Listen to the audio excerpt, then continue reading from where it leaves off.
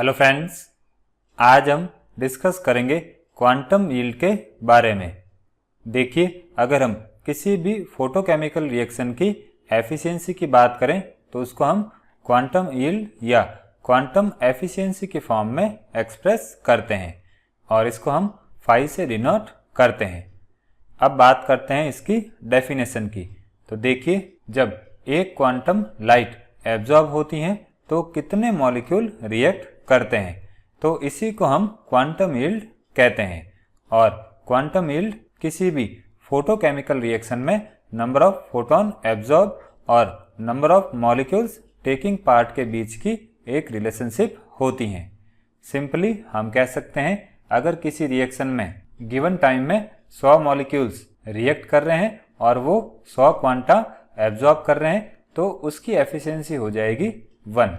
अब मैथमेटिकली इस क्वांटिटी की बात करें तो इसके फॉर्मूले ये हो जाएंगे। मीन्स जो फाई है वो number of molecules reacting in given time upon number of quanta absorbed in same time हो जाएगा।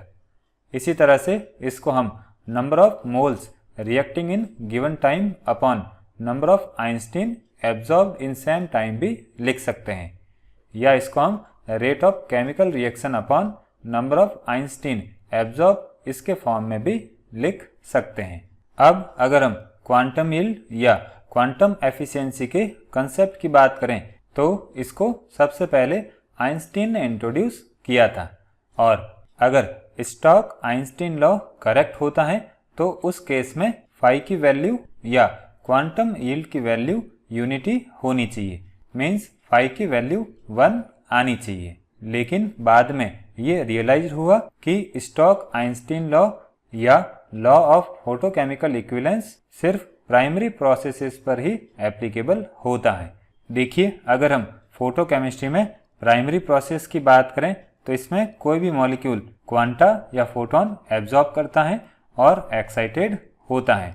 और अगर हम सेकेंडरी प्रोसेस की बात करें तो इसमें जो एक्साइटेड मॉलिक्यूल होता है वो या तो डी एक्साइट होता है या डीकम्पोज होता है या अपनी एनर्जी को दूसरे मॉलिक्यूल पर ट्रांसफर कर देता है या वो चेन रिएक्शन इनिशिएट करता है। तो ये सारे सेकेंडरी प्रोसेस हो जाएंगे। तो हम कह सकते हैं जो स्टॉक आइंस्टीन लॉ है वो सिर्फ प्राइमरी प्रोसेसेस पर ही एप्लीकेबल होता है। अब बात करते हैं हाई क्वांटम यील्ड और लो क्वांटम यील्ड की। मीन्स कौन से रिएक्शन के लिए क्वांटम यील्ड की वैल्यू हाई होती है और उसकी मैक्सिमम वैल्यू क्या है, और कौन सी रिएक्शन के लिए क्वांटम यील्ड की वैल्यू लो होती है और उसकी मिनिमम वैल्यू क्या है।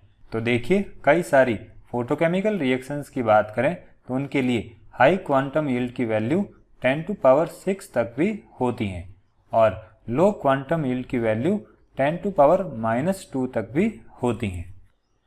अब इसके रीज़न क्या होंगे, तो पहले बात करते हैं reason for low quantum yield. देखिए, इसमें जो एक्साइटेड मॉलिक्यूल है वो प्रोडक्ट बनाने से पहले ही डीएक्टिवेट हो जाता है, या जो प्राइमरी फोटोकेमिकल प्रोसेस है वो रिवर्स हो जाता है।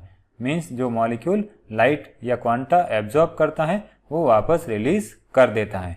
इसके अलावा एक्साइटेड मॉलिक्यूल्स का नॉन एक्साइटेड मॉलिक्यूल्स के साथ कॉलिजन होता है। रिएक्शन के ड्यूरिंग कॉलिजन होता है और इस प्रोसेस में जो एक्साइटेड मॉलिक्यूल है वो अपनी एनर्जी लॉस्ट कर देता है और उस वजह से लो क्वांटम यील्ड ऑब्टेन होती हैं।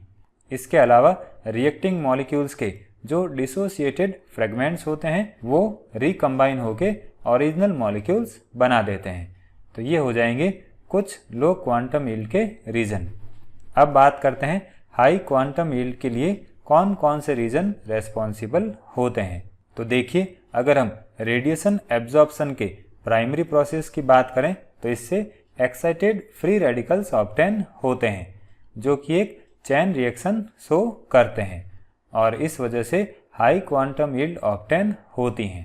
इसके साथ ही प्राइमरी प्रोसेस में जो एक्साइटेड फ्री रेडिकल्स जनरेट होते हैं वो सेकेंडरी प्रोसेस में चले जाते हैं और सेकेंडरी प्रोसेस में वो फिर एक्साइटेड फ्री रेडिकल्स जनरेट करते हैं।